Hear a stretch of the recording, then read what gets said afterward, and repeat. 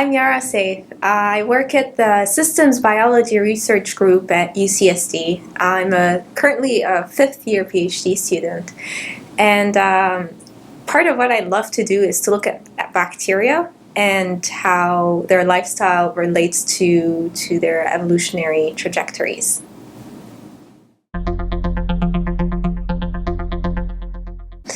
O-Antigens are these very big molecules that are composed of different types of sugars assembled together into one large polymer. And they're expressed at the surface layer of different bacteria like E. coli or Salmonella or Pseudomonas or many others. And they are part of the outer layer of bacterial surfaces, and they function like skin. So it's like the first layer of defense between bacteria and things like bacteriophages, viruses, or the immune system. So O-antigens vary a lot from strain to strain, and this study is about analyzing this variation at the genetic and the metabolic level.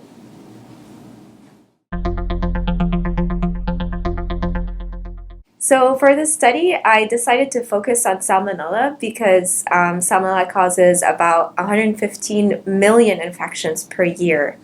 I decided to build this metabolic network that accounts for the biosynthesis of O-antigen structures and used it as a tool to predict the capability of different strains to produce the different O-antigen structures with achieving an accuracy of 98%, which is pretty good. But one of the very, very interesting things about O-antigens is that they are frequently interchanged and swapped around between different bacterial species.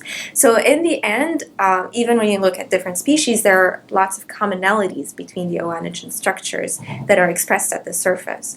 So I decided to use this tool to predict for the different species, the different types of O-antigen precursors that each different strain can produce. And as you can see here, as part of this tree, which shows the results of these predictions, Salmonella is the only, or Salmonella strains are the only strains that can produce this one sugar precursor, UDC-DP galactose. Next, I decided to focus on the genetic aspect of the O-antigen variability. And what I noticed was that instead of just observing differences across strains expressing different O-antigen structures, there were differences across strains even producing the same kind of O-antigen. And as you can see here in these three different panels, these variations occurred as a result of duplications and deletions and insertions, kind of hinting that there may be some loss of function and gain of function events happening. In addition to uncovering all these variations, I also found two novel clusters in Salmonella that had never been observed before, as can be seen in panel A.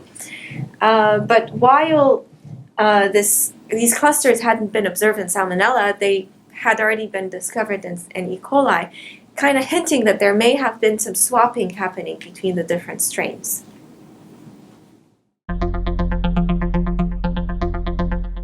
So for one, these O-antigens are frequently used to invent new vaccines, to produce and develop new vaccines. So this genetic variability, which we've observed here in Salmonella, is likely to also exist in other species. And is likely to affect the effectiveness of the vaccines themselves. But from a basic science point of view, these new discoveries are kind of showing us that there's so much more that we haven't seen yet and could still explore.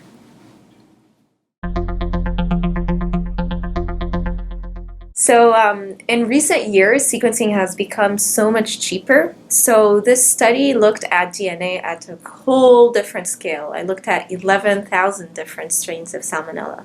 So the challenges associated with that were the quality versus quantity of the analyses. But we're kind of learning how to deal with that.